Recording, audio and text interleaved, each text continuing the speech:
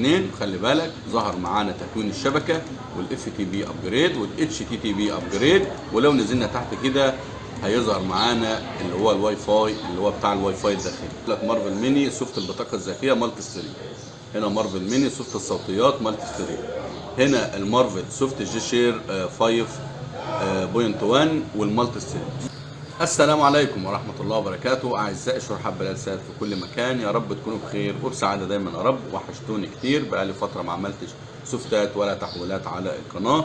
شكر خاص لكل الناس المحترمة اللي بتسأل في غيابي على القناة ان انا بقالي فترة ما بعملش سوفتات تحويلات، ولكن والله في تحويلات، ولكن عذرا لضيق الوقت ان شاء الله باذن الله هننزل بالتحويلات والسوفتات المحترمة لكل حبايبنا على القناة. النهارده جاي لك في شرح مميز لجهاز لسه نازل السوق جديد.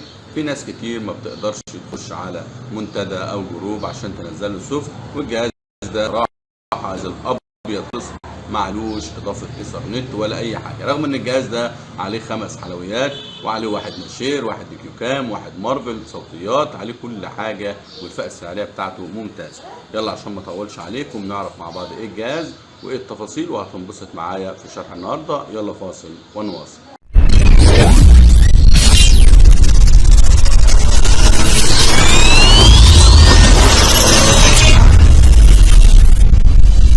بسم الله الرحمن الرحيم، توكلنا على الله. اول حاجه نصلي على النبي عليه افضل الصلاه والسلام. تاني حاجه ما تنساش تعمل اعجاب للفيديو، اشتراك للقناه، تفعيل زر الجرس لكسر لكل ما هو جديد في عالم الرسول. ايه جهاز النهارده يا عم بلال؟ جهاز النهارده المارفل ميني.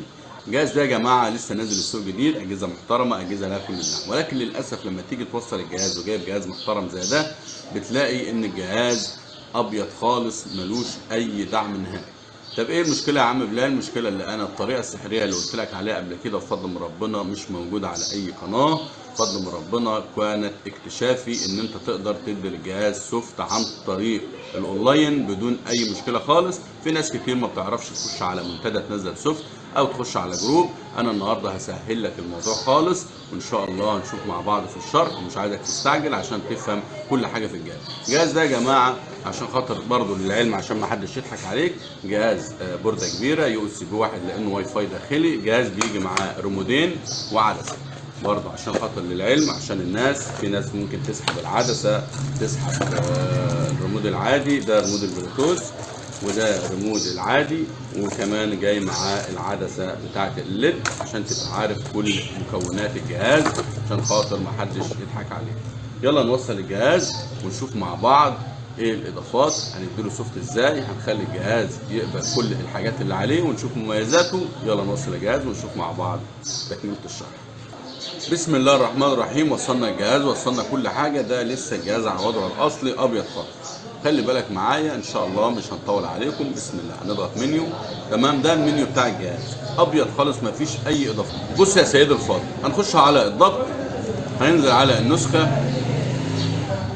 هنلاقي الجهاز معانا 1506 اتش في، وتاريخ السوفت بتاع الجهاز 11/3/2025 او 3/11/2025. الجهاز مفيش اي حاجه خالص، هو طبعا بوت جديد نسخه البرمجيات. تيجي تدور هنا على عداد ايثرنت، تخش في اي حته اي حاجه هتقعد تقلب فيها، وسائط متعدده، مفيش حاجه خالص. وعامه لو دورت على السوفت للجهاز لسه نازل صعب تلاقي له سوفت على اي منتدى. هنعمل ايه يا عم بلال؟ هنخش منيو، هنخش على الضبط، هنضغط 1.5.1.2. خلي بالك ظهر معانا تكوين الشبكه والاف تي بي ابجريد والاتش تي تي بي ابجريد. ولو نزلنا تحت كده هيظهر معانا اللي هو الواي فاي اللي هو بتاع الواي فاي الداخلي. هنعمل ايه يا عم بلال؟ هنخش على تكوين الشبكه وهننزل على الاعدادات وندي للجهاز الواي فاي بتاعنا. بعد ما كتبنا كلمه السر هنعمل الرابط وهنسيب الجهاز لحد ما يطلع لنا نجاح الاتصال. هنرجع بقى، خلي بالك انا بجرب زيك والله ما جربتش قبل كده. هنخش على الضغط تاني. اول حاجه هنجربها هنجرب الاتش تي تي بي ابجريد، تمام، ونشوف هل في نازل له سوفت هنا ولا نخش على الاف تي بي. هنا السوفت بيقول لك نيو سوفت وير، وجايب لنا النسخه الحاليه 35/10/02 و35/10/02، يعني مفيش سوفت جديد. طب ايه اللي عرفك يا عم بلال؟ هنخش على النسخه تاني، هتلاقي عندك في نسخه البرمجيات 35/10/02، يبقى نفس السوفت اللي احنا عليه، سوفت ابيض ملوش اي ريحه اللازمه. هنعمل ايه يا عم بلال؟ هنخش على الاف تي بي ابجريد. وننزل على الرابط ونعمل اوكي ونصبر لحد ما الجهاز يحمل معانا. جاب لك قائمتين، حاجه السوفت وير وملفات القنوات.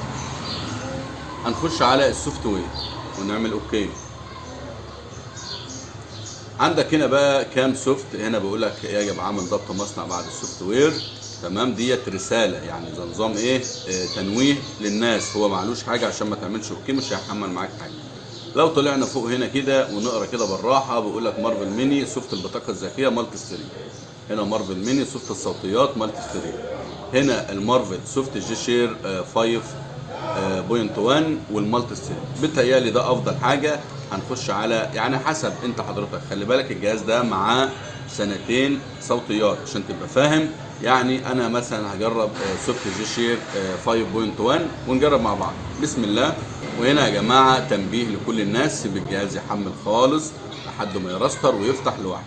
احنا هنجرب الفايف الجي شير بلس 5.1. وبالمناسبه بمناسبه ال 5.1 احنا كنا عملنا الكيو ماكس في لل ام وفي للداك ان شاء الله، ده اللي هننزل بيهم ان شاء الله قريب باذن الله. يعني ممكن السوفت ده ينزل النهارده بكره، الشرح ده ممكن ان شاء الله بعد بكره باذن الله ننزل بالال ام. ومفاجاه في ال ام هنزل لك حوالي عن، انتوا عارفين مثلا ان اجهزه ال ام لازم تغير كل اي دي جهاز عشان يقبل السوفت. انا عندي مثلا للتايجر وعندي للترومان وعندي للجالاكسي، في حوالي عن 5-6 انواع كده ان شاء الله اعمل لهم سوفتات الجي شير بلس 5.1 وللداكي واي فاي داخلي وواي فاي خارجي. جهاز بيحمل معانا، هنسيبه لحد ما يرستر ويفتح لوحده.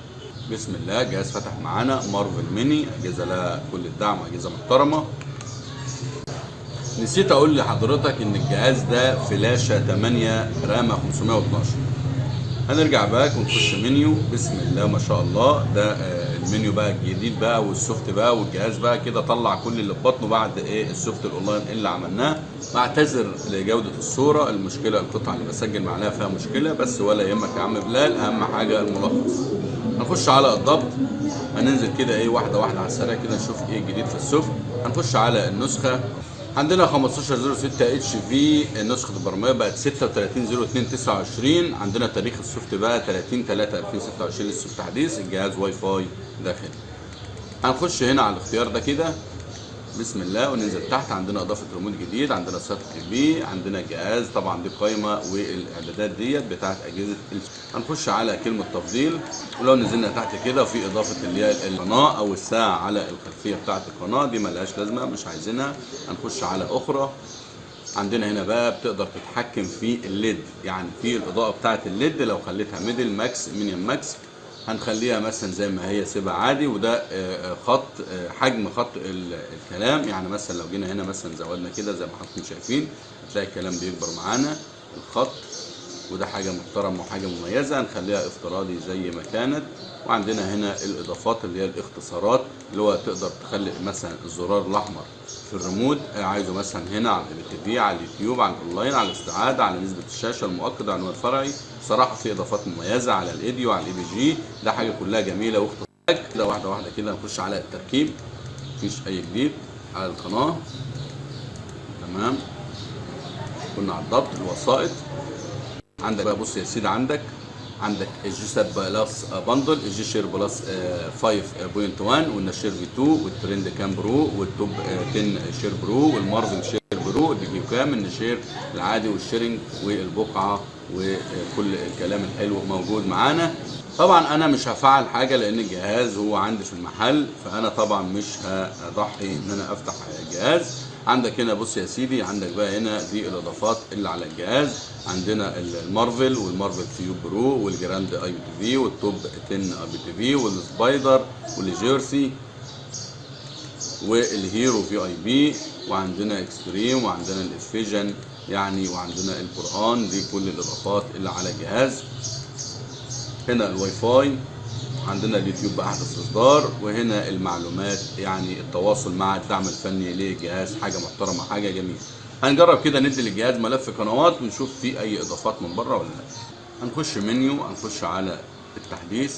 عايز بقى تخش تدي للجهاز ملف قنوات اونلاين ماشي، عايز تخش تديله من على اليو اس بي، عندك ملف كنت مثلا حافظه بترتيب معين انت عامله عايز برضه تسحبه وتدي لي الجهاز عادي، ما تخشش على الاتش تي بي ابجريد لان هيرجعك للسوفت اللي كنا عليه. عايز تخش على اف تي بي انت شفت، عايز تجرب بقى سوفت المالتي ستريم، عايز تجرب سوفت الصوتيات، هو الجهاز ده اصلا عليه صوتيات، عليه 1 يير. هنخش على تحديث البطاقه، هنجرب نديله ملف القنوات، هنديله ملف التايمر. وخلي بالك هنا عشان في ناس بتطلع تهبد اليومين دول يقول لك ادام رمود الجهاز تايمر يبقى تديله ملف تايمر. اي جهاز رموده تايمر ده غلط يا جماعه، الجهاز بيفقد الفلاشه ودي مشكله يا جماعه، ودي حاجه مش حلوه طبعا. يعني الناس مش عايزها تهبد في اي حاجه، انت في الصيانه يبقى في الصيانه، في التحديث يبقى التحديث، سوفت وير. لان اجهزه زي الميديا بوكس والميديا ستار 91 الريموت بتاعه تايمر، ولكن تديله الملف شحن فلاشه وبيفقد سيريال.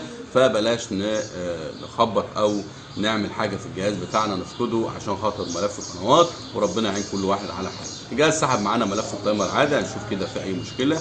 الجهاز 100 تمام. نجرب اشاره، بسم الله، تمام، صدق الله العظيم. في تكبير اشاره، نجرب كده في تكبير اشاره. جهاز بيدعم تكبير الاشاره، صراحه جهاز محترم، جهاز جميل. اضافه شفره بيز، بتقف على القناه وتضغط صفر من الريموت، هتضغط الشفره اللي انت عايزها. بجد جهاز محترم، والفئه السعريه بتاعته ممتازه فوق الممتازه. عليه 5 حلويات، وعليه صوتيات، وعليه نشير، وعليه ديجي كام، وعليه مارفل. حاجه محترمه، حاجه جميله. وزي ما قلت لك مكونات الجهاز بيجي معاه ريمودين والعدسه، والجهاز فلاشه 8 رامات 512.